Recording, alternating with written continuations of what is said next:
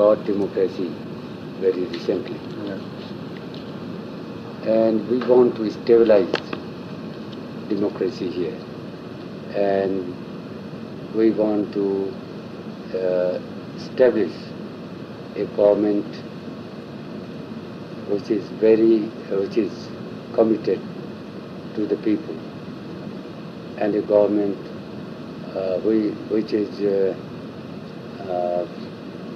very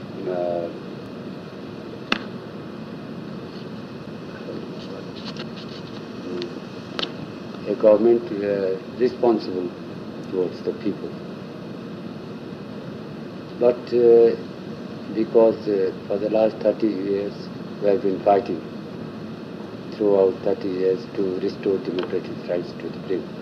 Now we got democratic rights. And how to maintain democracy, how to stabilize democracy, that is the most important question which is haunting my mind. Because there are forces of disruption are here, as you see, and we have to tackle them also. So, I have given, my priority is to restore confidence to the people and to give a sense of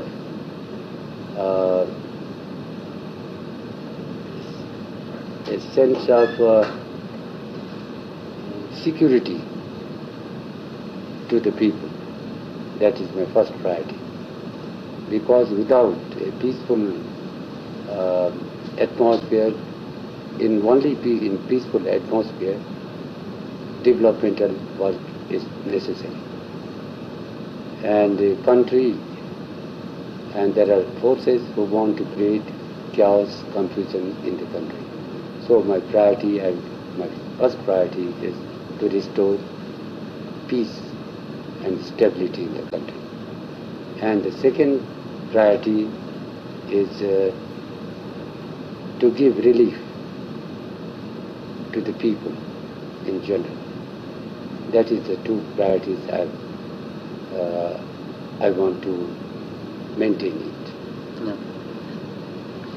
In which way is possible to consider, Nepal is a country of tolerance, is a country with very deep tradition, philosophical and religious tradition. It's possible for you, for a political leader, to work together with his political work and with his philosophical roots? No, it is because our philosophy is guided by Lord Buddha as well as Mahatma Gandhi. So, and the character of Nepalese people is very much nearer to that philosophy. Mm-hmm. So, because the Nepalese do not believe in violence. In violence, and our religious and there is tolerance in our religion also, because there are Christians, Hindus, Muslims, and Buddhists are here, and in one sense, it is and there is no differences. We have given free religious rights to everyone. There is no discrimination. Buddhists go to the temple, and Hindus go to the Buddhist pagodas, or what you call it, go. So there is no religious animosity between the sections of the people. For a political leader, it's possible to be political leader and to live together with this tradition. Because politically we will never interfere in anyone's religion. How to manage political philosophy and religious philosophy together? Political philosophy and religious philosophy together. How to manage? Political struggle and no, because because we will not, Nepal has not interfered in anyone's religion, and we will keep religion out of politics. Yeah. But you personally, in which way you live your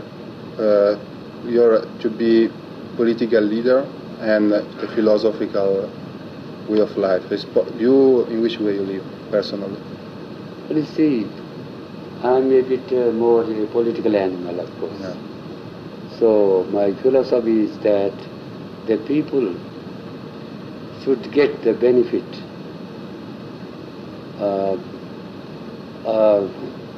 of the process of development, because without economic development, empty stomach will not understand philosophy in anything. Yeah. So my first priority is to fulfill their ambitions and aspirations of the people. So in that way, the philosophy also, Hindu philosophy or Buddhist philosophy also says that the satisfaction, if you get satisfaction, then you will reach the height of philosophy. So in order to, in that sense, there is no differences, or there is no we can go together, we can keep our philosophy and politics side by side and go ahead. But which step you are going to take against corruption and nepotism inside the top level, of, for example, of bureaucracy? And which step do you think your government should take against the people who speculate increasing the price of rice, for example, water price, on the basic needs of Nepalese people? You see, our economy is tied up with the Indian economy. Yeah. So, because of devaluation in India, we have to devalue our currency also, accordingly with the India. So the prices have gone a bit higher because of devaluation in India. Just because the border is open. If we lower our prices, it will just be smuggled to India. So we have to maintain that balance. That's why the price has gone up. And we are trying to stabilize the prices also. And it's a quite hard job indeed. Still, we are trying. Yes, I remember in 1989. And the aspirations of the people is very high, and hopes and aspirations. They think that it's a democratic government, it will fulfill their aspirations or their hopes. For the last 30 years, our economy, now I find that our economy is in shambles. We have to streamline our economy. And in the administration, overstaffed are there. That should be cleaned up. And I am bent upon to clean the administration. And the overstaffed, the civil servants who are overstaffed in any department, I'm thinking to retrench them, so that a clean and neat government administration, after that a neat and good administration will be there. So I'm thinking to clean up the administration first. Well, you see, because it's a problem for democracy, because the people become disaffected to the democratic process. Because see, we have allotted 70% of the revenue to the grassroots people. We will invest that amount to the grassroots people, not to the higher-ups. And we have to increase the tariff rate of electricity also. But for the general people who are in the lower strata, we will not rise the tariff for them. To the upper classes, we will do that also. Like this, we want to give some kind of relief We cannot give all sorts of relief to the people. Some kind of relief to the people. That way we will do it. And 70% in the history of Nepal, this is for the first time that the government, this democratic government, have allotted 70% of its revenue to the grassroots, to the farmers, to the lowest strata of the people. Have you never been in Italy? Pardon? Have you never been in Italy? Italy, once upon a time. Yeah. It is a dream now. Yeah. How many years? It was in 1960, 60. Yeah. But probably. And when I was going to, when I wanted, I had been to Europe, and I wanted to go to Italy because I read Merchant of Venice. Right? So, Merchant of Venice, yeah, story of Venice. Yeah. When Shakespeare. It was written by Shakespeare. And I was fascinated by that story, and with that fascination, I wanted to go to Italy. When I was going, my friends all told them that Italian people, don't buy anything, they will cheat you, something like that. Yeah, the past happened. Yes, this was they true. told me that way. I was always conscious about it. And when I stayed there for a week only, and when I was coming to catch my to the airport, I was coming from in the taxi. I lost my purse in the taxi, and my passport, everything I lost. Lost there. And when I went inside the airport, I saw that there is no money or nothing at all. No tickets, nothing else. Then I was a bit became perturbed. And that fellow, the counter man who was there, when I told him that I had lost everything, then he, after 5 minutes, I saw one gentleman I was inside the room, and he was just knocking there. And I recognized the taxi driver. I heard him, and he gave me. And that impression that the Italian people will cheat, or that kind of impression I was carrying, the day Not always happen. Not always happen. This is the problem. You were very lucky. So you have no chance to go in Venice? No, I couldn't go there. I hope that it should be Now, possible. if I get chance, I will go again. Sometimes you take holidays. I want to go as a tourist. Yeah, So, now, one thing, the day I became the Prime Minister, I felt that I am the prisoner. I have become the prisoner. All the people are free. There is only one man who is a prisoner, that is myself. No, because I can't go outside.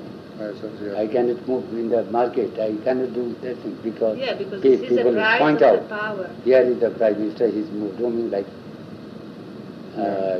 just walking in the footpath or something. They will just try to criticize him. So I have to reserve myself.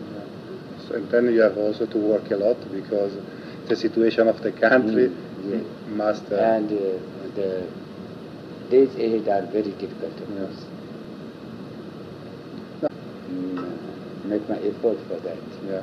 And I'm determined that I will do the job. Though the job is very difficult, I'm determined to do it. In which way you take relax? Which way I relax? Yeah. Well, when I go to my friends or to my comrades in the villages, I like village people most, not the town. I don't like to stay in town. Because you see, I feel myself at home when I mixed with the village people, the simple people in the villages. Yeah. I feel myself at home, not in these big houses. And This is the same. because you see, my my political career. I've started my political career by labor movement and peasants movement. So a very close sentimental attachment I have that with them. Yeah. So I feel myself at home with them, and I speak. I can sit there for 2 days, 3 days, any day. But in the richer people's circle, I feel a bit uncomfortable.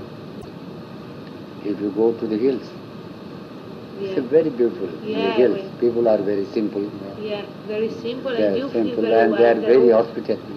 Hospitality, they give hospitality to anyone who goes. In fact, and because now they are coming to Kathmandu because they think the capital should be the place where it's possible to get welfare in a very easy way. No, And see, they come here, they No, find only it's because- poverty because they sleep on the temple in the Durbar, down the temple. no, what is that? Because the people from the hills are migrating to the town or to the Tarai region. Yeah. They are migrating Yeah. because there is no modern amenities, because there is no school, good schools. They have their children. There is no good hospital. Yeah. There is no roads. Yeah. So they are migrating to the Tarai region. So I want that we should provide them with good schools, colleges, and roads, and good hospitals. Then they will never migrate. They will never migrate to the Tarai region. Also to Kathmandu So because most of them that is a very difficult job, Yeah. of course. We have to do that in order to, so that they may not migrate to the town, to the Kathmandu or to other places. Let them remain with their own places. Modernity. Yeah. Yes, Their but this is a problem of criminality and everything. It's a problem of culture. Because in the hills you will never Yeah. hear that Yeah. there is theft or there is murder or something like that. They will never hear in the village, Yeah. in the hillside. Yeah. They are very simple, Yeah. open-hearted. Yeah. Nepal now is developing, and so it's possible to let this development in a good way, mixing All the modernity best, and yes. old culture. All the bad things in Kathmandu has assimilated all the bad things, just as this drug is. Yeah. The children are taking drugs also, and it has become a great problem or headache to the government. Yeah. Because those, Yeah. because Heroin. 25,000. Heroin. heroin, yes, heroin, all sorts of drugs. There are so many. Yeah. I don't know what. I only know one drug, that is medicines. Yeah. When I become ill, I take. Also, this I is got, also- I don't know. There are so many Yeah. drugs. Addicts are here. Drug addicts are. We have to be very careful about that because children are become the victim of Yeah. drug addicts. I remember in 1989 when there was the problem of tariff and trade treaties with India, and in this case all was stopped. There were no kerosene, no paper, no medicine. And this, of course, is the geographical position of Nepal that penalized Nepal. But I think that, for example, small cottages, now you are emphasized this. No, because the country is sandwiched between two giants in the south. India is there, in the north, China is there. In the last previous government, they played their foreign policy was not perfect. Sometimes they play with India against China, or they show cards of China to India. That way they were managing their foreign policy. Now we have totally changed our foreign policy. We will be very friendly with China, and we will not go against the national interest of China. Similarly, we are very friendly because, and our relationship with India should be to be very frank, should be cordial. Because our relation, we are closer to India because religiously, culturally, and also in the trade relationship. We may, our trade with India is 50% trade with India. So we are a bit closer. More than that, because India is a democratic country, and we also believe in democracy. So naturally, our political affinity lies in India. That doesn't mean that we are against China, that is not. We are friendly to China. And I've already told you that we will not go against the national interest of China. This kind of policy we should keep. Capitals from India. So this could be a risk. Of course, the thing that you said before was perfectly right. The forced attitude policy. There is a very wrong impression in the Western world as regards Tarai people. Tarai people are not pro-India. There are a handful of people who are pro-Indian, of course. Most of the Tarai people are not pro-India. They are fascinated towards India because they see in the border there is electricity, there is drinking water system, there is road, they see. So they are fascinated. If we give good roads, electricity, hospitals in the Tarai belt, they will never be to look towards India. Yeah, of course. Because we have neglected Tarai also. So we should give that impression, we should give that sort of thing to the Tarai people. Then they will never look towards India. They will think that our country is better than theirs. Why should we look for them? The streets, the hospital, drinking water. There is no drinking water in the Tarai belt. In the lower people, there is no drinking water. That is the most problem. During election time, I have been to the Tarai belt and hillside. I asked them in the public meeting, asked only one item, what do you want? What do you want? Only one thing you asked me. They told me drinking water. In the Tarai belt. In the hills, I just asked the same question. What do you want? Tell me. Only one thing I will give you. What do you want? Road. That is the most important. Road and drinking water. And if we can give pure drinking water, then 70% of the disease. Yes, because they take very. If we can provide potable water, then most of the disease they will be free of disease. So, in the health sector, we can have we are funneling a lot of money, our financial support to the health. If we can give drinking water, better pure drinking water, then the cost of health, basic health needs will be lower. But also, I think the nature for Nepal is important because it's one of the bigger resources for Nepal. Because people come here to look the nature.